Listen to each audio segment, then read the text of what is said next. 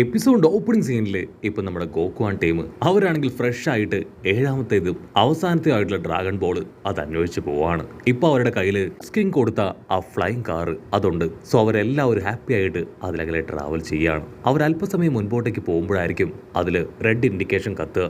ഉടനെ പന്നിക്കുട്ടനാണെങ്കിൽ ടെൻഷനായി ബാക്കിയുള്ളവരോട് പറയും കാറിലെ ഫ്യൂല് അത് ഓൾമോസ്റ്റ് തീരാനായി. അത് കേട്ട് കാലികളിക്ക് ബുൽമയാണെങ്കിൽ അവന്റെ തലയ്ക്കൊരു കിഴുക്ക് വെച്ച് കൊടുക്കും. കുറച്ച് മൈൽസ് മുൻപ് നീ ഒരു പമ്പ് കണ്ടതല്ലേ, എന്തുകൊണ്ട് നീ അവിടുന്ന് ഫ്യൂൽ അടിച്ചില്ല? അതിനവൻ ദേഷ്യപ്പെട്ട് പറയും എനിക്ക് മാത്രമല്ല നിങ്ങൾക്ക് എല്ലാവർക്കും അടിക്കായിരുന്നു പറഞ്ഞ് അവരെ കൂടുതൽ പേടിപ്പിക്കാനായിട്ട് അവനാണെങ്കിൽ ഡീവിയേറ്റ് ചെയ്തും ഡൈവ് ചെയ്തും കാറ് വളരെ സ്പീഡിൽ ഓടിക്കും. നമ്മുടെ ആൾക്കാരെല്ലാവരും ഉച്ചത്തിൽ നിലവിളിക്കുകയാണ്. ബുൽമയാണെങ്കിൽ പന്നിക്കുട്ടനെ ചീത്ത വിളിച്ചുകൊണ്ടേയിരിക്കും. അപ്പൊ ലോങ് ഷോട്ടിലായി ആ വില്ലനും അവന്റെ അസിസ്റ്റന്റ് റാബിറ്റും അവർ രണ്ടുപേരും അവരെ ഫോളോ ചെയ്ത് വരികയാണ്. ഹാൻസം വില്ലനാണെങ്കിൽ ഇപ്പോൾ അവളുടെ ശബ്ദം കേൾക്കുമ്പോൾ ഭയങ്കരമായിട്ട് ഇഷ്ടാവും. വാവ്, അവളുടെ ശബ്ദം അത് ശരിക്കും ക്യൂട്ടാണെന്ന് പറയും.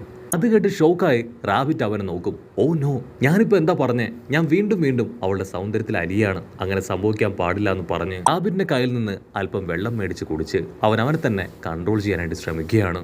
അവിടുന്ന് അങ്ങനെ ബ്ലാക്ക് ഔട്ട് ചെയ്ത അവരാണെങ്കിൽ ഇപ്പോൾ ഒരു പട്ടണത്തിലേക്ക് കടന്നു വരികയാണ്. അവർക്ക് ആ പട്ടണം തീർത്തും പുതിയത് തന്നെയാണ്. അവർ ചുറ്റും നോക്കും. ചുറ്റുമുള്ള ജനങ്ങൾ അവരെ കണ്ട് ഭയപ്പെട്ട് ഓരോ ഭാഗത്തേക്ക് ഓടുകയാണ്. അവരാണെങ്കിൽ കാറ് ഒരു പമ്പിന് മുൻപിൽ നിർത്തും. ഉടനെ ബുൽമയാണെങ്കിൽ പുറത്തേക്ക് ഇറങ്ങി ആ പമ്പിലെ ആളോട് ഇവിടെ കാറിൽ ഫ്യൂൽ ഫില്ല് ചെയ്യാനായിട്ട് പറയും. ആളും പേടിച്ച് ദൂരേക്ക് മാറി നിൽക്കുകയാണ്. ബുൽമയ്ക്ക് കാര്യം എന്താണെന്ന് മനസ്സിലാവില്ല. ഗോക്കു ആണെങ്കിൽ അവളോട് നിന്നെ കണ്ടെന്തിനാ ഇവരെല്ലാവരും പേടിക്കണേ ചോദിക്കും. അതിന് അവള് പറയും സൗന്ദര്യമുള്ളവരെ കാണുമ്പോൾ എല്ലാവർക്കും ഒരു പേടി, അത് നാച്ചുറലി ഉള്ളതാണ്. അവിടെ ഒരു ക്യാപ്സ്യൂൾ ഷോപ്പുണ്ട്, എനിക്ക് ആവശ്യമായിട്ടുള്ള കുറച്ച് ക്യാപ്സ്യൂൾസ് അത് വാങ്ങി ഞാൻ എത്രയും വേഗം തിരികെ വരാമെന്ന് പറഞ്ഞ് അവൾ ആ ഷോപ്പിലേക്ക് പോവാണ്. അവളുടെ മുൻപിൽ കണ്ട എല്ലാ ജനങ്ങളും അവളെ കണ്ട് ദൂരേക്ക് പേടിച്ചോടും. ഇവിടെ ആ പമ്പ് ഓണർ ആണെങ്കിൽ അവർക്ക് ആവശ്യത്തിനനുസരിച്ച് കാറിൽ ഫുള്ളായിട്ട് ഫ്യൂൽ ഫില്ല് ചെയ്യും. പന്നിക്കുട്ടനാണെങ്കിൽ അയാളോട് ഒരല്പസമയം വെയിറ്റ് ചെയ്യണം, ഞങ്ങളുടെ ഫ്രണ്ട് ബുൽമ അവളിപ്പോൾ തിരികെ എത്തും, അതിനുശേഷം നിങ്ങളുടെ ക്യാഷ് അത് മുഴുവനായിട്ട് സെറ്റിൽ ചെയ്യാം. അതിനാളാണെങ്കിൽ കൈയൊക്കെ കോപ്പി അയ്യോ വേണ്ട വേണ്ട, എൻ്റെ കടമ അതാണ് ഞാൻ ചെയ്തതെന്ന് പറയും. അവർക്കപ്പോഴും കാര്യം എന്താണെന്ന് മനസ്സിലാവില്ല. ഇവിടെ മുൽമയാണെങ്കിൽ അവൾക്ക് ആവശ്യമായിട്ടുള്ള കുറച്ച് ക്യാപ്സ്യൂൾസ് അതും വളരെ എക്സ്പെൻസീവ് ആയിട്ടുള്ള ക്യാപ്സ്യൂൾസ് ആ കടയിൽ നിന്ന് വാങ്ങിക്കും. അവൾ തന്നെ എമൗണ്ട് പേ ചെയ്യാനായിട്ട് ശ്രമിക്കും. പക്ഷെ അയാളാണെങ്കിൽ ആ എമൗണ്ട് വാങ്ങിക്കാൻ തയ്യാറാവാതെ ഭയപ്പെട്ട് നിൽക്കുകയാണ്. അവൾക്കും ഒന്നും മനസ്സിലാവില്ല.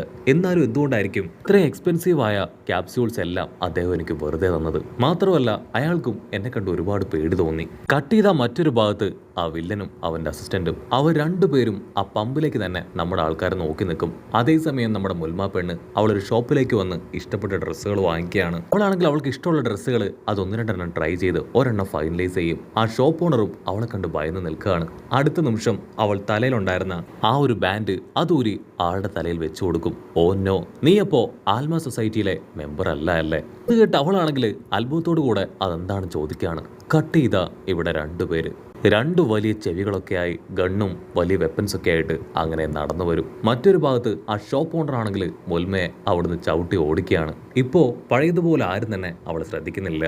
മുൽമയാണെങ്കിൽ സ്ട്രെയിറ്റ് ആയിട്ട് അവൾ മേടിച്ച സാധനങ്ങളൊക്കെ ആയിട്ട് കാറിലേക്ക് തിരികെ എത്തുകയാണ്. ഞാൻ എല്ലാം മേടിച്ചു കഴിഞ്ഞു, നമുക്ക് എത്രയും വേഗം തിരികെ പോകണമെന്ന് പറയും. ഗോക്കു ആണെങ്കിൽ അവളോട് ചോദിക്കും കഴിക്കാൻ എന്തെങ്കിലും വാങ്ങിച്ചോ, എനിക്ക് നന്നായിട്ട് വിശക്കുന്നുണ്ട്. അതിന് പന്നിക്കുട്ടൻ പറയും അവൾ ഒന്നും കഴിക്കാൻ വാങ്ങിക്കില്ല, അതിൽ മുഴുവൻ അവളുടെ ഡ്രസ്സും മേക്കപ്പ് സെറ്റും ആയിരിക്കും. അങ്ങനെ അവര് 50 പറഞ്ഞ് 100 പറഞ്ഞ് പൊരിഞ്ഞ തർക്കത്തിൽ ഏർപ്പെടുമ്പോഴായിരിക്കും ദൂരത്തായിട്ട് ആ രണ്ട് കൊമ്പന്മാരെ കാണിക്കുക. അവരടുത്തുണ്ടായിരുന്ന ഒരു ആപ്പിൾ സെല്ലറിനെ പിടിച്ചു വലിച്ച് അറഞ്ഞ പുറഞ്ഞ തല്ലി അവന്റെ കയ്യിലുള്ള പണം അതെല്ലാം വാങ്ങിക്കുകയാണ്. അതിനുശേഷം അവരുടെ മുൻപിലൂടെ ക്രോസ് ചെയ്തു പോയ ഒരു കുഞ്ഞിനെയും അമ്മയെയും അവരെ രണ്ടുപേരെയും ക്രൂരമായിട്ട് ചവിട്ടി തെറിപ്പിച്ചു കളയും. പിന്നീട് അവർ സ്ട്രെയിറ്റ് ആയിട്ട് മുൽമയുടെ അടുത്തേക്ക് വരും. വാവ്, നിന്നെ കാണാൻ ശരിക്കും സുന്ദരിയായിട്ടുണ്ട്. നിങ്ങൾ ആരെയും തന്നെ ഇതിനു മുൻപ് ഞങ്ങളിവിടെ കണ്ടിട്ടില്ല.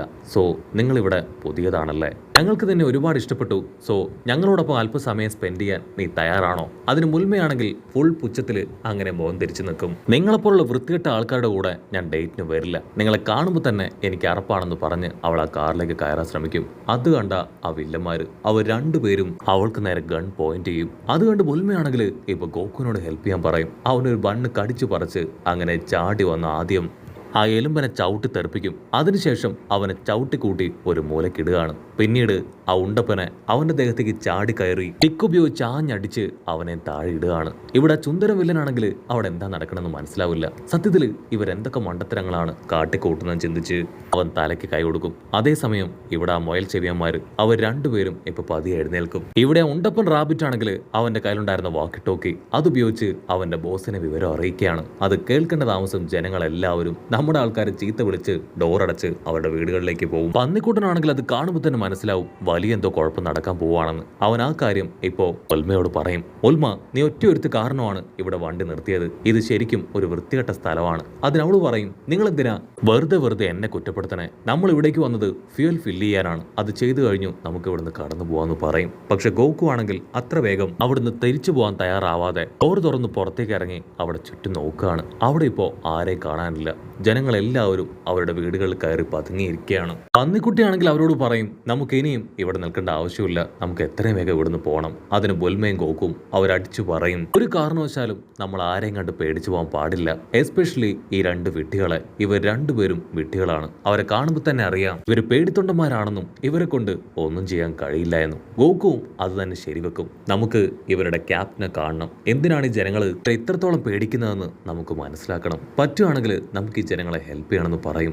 അത് കേട്ട രണ്ട് റാബിറ്റ്സും അങ്ങനെ പൊട്ടിച്ചിരിക്കുകയാണ്. ഞങ്ങളുടെ ക്യാപ്റ്റൻ ഇവിടേക്ക് വന്നാൽ തീർച്ചയായിട്ടും നിങ്ങൾ 8 അല്ല 16 പണി കിട്ടും. ഞങ്ങളുടെ ക്യാപ്റ്റൻ ആരാണെന്ന് നിങ്ങൾക്കറിയില്ല. ഞങ്ങൾ നിങ്ങളെ വെല്ലുവിളിക്കുന്നു. നിങ്ങൾക്ക് ധൈര്യം ഉണ്ടെങ്കിൽ അല്പസമയം ഞങ്ങളുടെ ക്യാപ്റ്റൻ വരുന്നത് വരെ ഇവിടെ വെയിറ്റ് ചെയ്യും. അത് കേട്ട് നമ്മുടെ ആൾക്കാരും വെയിറ്റ് ചെയ്യാൻ തയ്യാറാവുകയാണ്. ദൂരത്തായിട്ട് ഹാൻസം വില്ലനും അവന്റെ അസിസ്റ്റന്റും അവർ രണ്ടുപേരും നടക്കുന്ന കാര്യങ്ങളെല്ലാം നോക്കിക്കണ്ട് അവിടെ അങ്ങനെ നിൽക്കും. അല്പസമയം കഴിയുമ്പോൾ ഒരു പൊന്തം വണ്ടി അവിടേക്ക് കടന്നു വരും. അതിൽ നിന്ന് ഒരു മുതുക്ക് റാബിറ്റ് പുറത്തേക്ക് വരികയാണ്. ഉടനെ അവർ രണ്ടുപേരും ഇപ്പൊ റാബിറ്റിന്റെ കാൽക്കൽ പോയി വീണ് അവരെ അറ്റാക്ക് ചെയ്ത നമ്മുടെ ആൾക്കാരെ കാണിച്ചു കൊടുക്കുകയാണ്.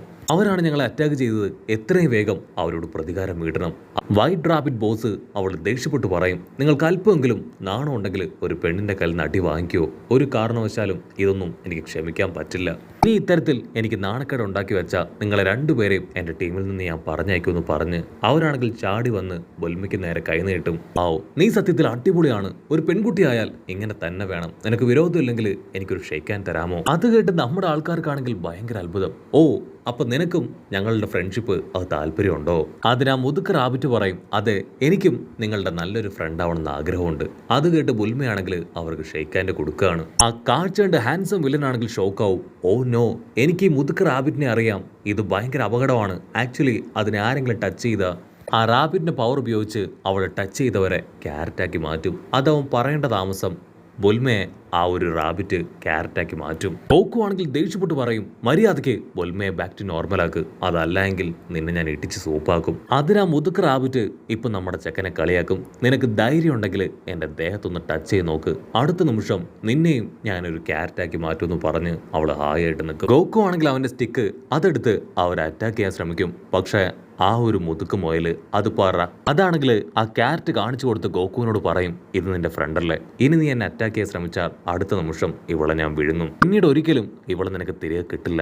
ഗോക്കുവിനാണെങ്കിൽ എന്ത് ചെയ്യണമെന്ന് അറിയില്ല. അവൻ തിരിഞ്ഞ് പന്നിയെ നോക്കും. പന്നിയാണെങ്കിൽ ഞൊടിയിടയിൽ ആ കാർ എടുത്ത് ഫ്ലൈ ചെയ്ത് കടന്നു പോകും. മുതുക്ക് മുയലും അവളുടെ അസിസ്റ്റൻസും അവരാണെങ്കിൽ ഇപ്പൊ അവനെ നോക്കി കളിയാക്കി ചിരിക്കുകയാണ്. നിന്നെ കൊണ്ട് ഒന്നും ചെയ്യാൻ കഴിയില്ല, മര്യാദയ്ക്ക് കീഴടങ്ങുന്നതാണ് നിനക്ക് നല്ലത്. വേറെ വഴിയില്ലാതെ ബൊൽമയെ രക്ഷിക്കാനായിട്ട് ഗോക്കു അവൻ തോൽവി സമ്മതിക്കും. അടുത്ത നിമിഷം ആ രണ്ട് മല്ലന്മാര് അവരവിടേക്ക് വന്ന് അവനെ അറഞ്ചം പുറഞ്ചം തല്ലി കൊല്ലും. അതുകൊണ്ട് ആ ഹാൻസം ബോയ് അവനാണെങ്കിൽ അവന്റെ അസിസ്റ്റന്റിനോട് പറയും, എത്രയും വേഗം നമുക്ക് ഗോക്കുവിനെ പ്രൊട്ടക്ട് ചെയ്യണം, അതല്ല എങ്കിൽ ആ ഡ്രാഗൺ ബോള് അത് നമുക്ക് കിട്ടില്ല. നീ ഒരു ബേർഡായി മാറി ആ മൊയലിന്റെ കയ്യിലുള്ള ക്യാരറ്റ് അത് തട്ടിയെടുക്കണം. ആ ഗ്യാപ്പിൽ ഞാൻ ഗോക്കുവിനെ രക്ഷിക്കാന്ന് പറയും. അത് കേട്ട നമ്മുടെ അസിസ്റ്റന്റ് അവൻ ബേർഡായി മാറി സെക്കൻഡുകൾ കൊണ്ട് ആ മുതുക്ക മൊയലിന്റെ കയ്യിലുണ്ടായിരുന്ന ക്യാരറ്റ് അത് തട്ടിയെടുക്കുകയാണ്. ഇവിടെ ആ മല്ലന്മാര് അവരാണെങ്കിൽ അത് കണ്ട് ഫ്രീസായി നിൽക്കുന്ന ഗ്യാപ്പില് നമ്മുടെ ഹാൻസം ബോയ് അവരവിടേക്ക് ഫ്ലൈ ചെയ്ത് വന്ന് അവർ രണ്ടുപേരെയും ചവിട്ടി തെറിപ്പിക്കും. ഗോക്കു ആണെങ്കിൽ വേദനയിൽ ഒന്ന് എഴുന്നേറ്റ് പോലും പ്രോപ്പറായിട്ട് നിൽക്കാൻ പറ്റാത്ത അവസ്ഥയിൽ അങ്ങനെ നിൽക്കും. ആ മുതുക്ക് മുയലാണെങ്കിൽ ഇപ്പോ അവന്റെ അസിസ്റ്റന്റിനെ പിന്നാലെ ചാടി പോവാണ്. മര്യാദയ്ക്ക് ആ ക്യാരറ്റ് അതെനിക്ക് തിരികെത്ത.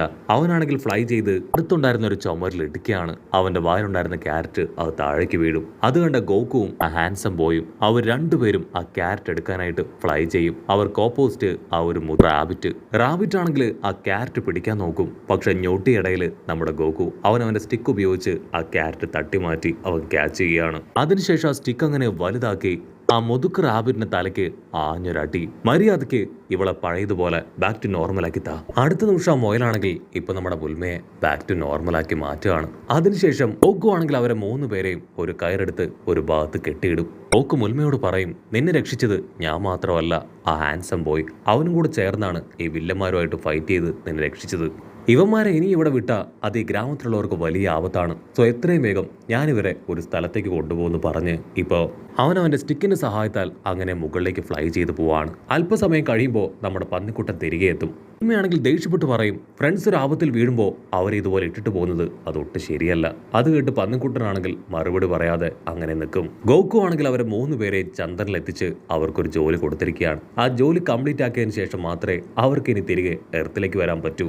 ഇവിടെ ആ ഗ്രാമത്തിലുള്ള എല്ലാവരും നമ്മുടെ ആൾക്കാർ ചെയ്ത ആ നല്ല കാര്യത്തിനെ ഓർത്ത് നമ്മുടെ ആൾക്കാരോട് നന്ദി പറയുന്നതോട് കൂടെ ഈ ഒരു എപ്പിസോഡും അവസാനിക്കുന്നു.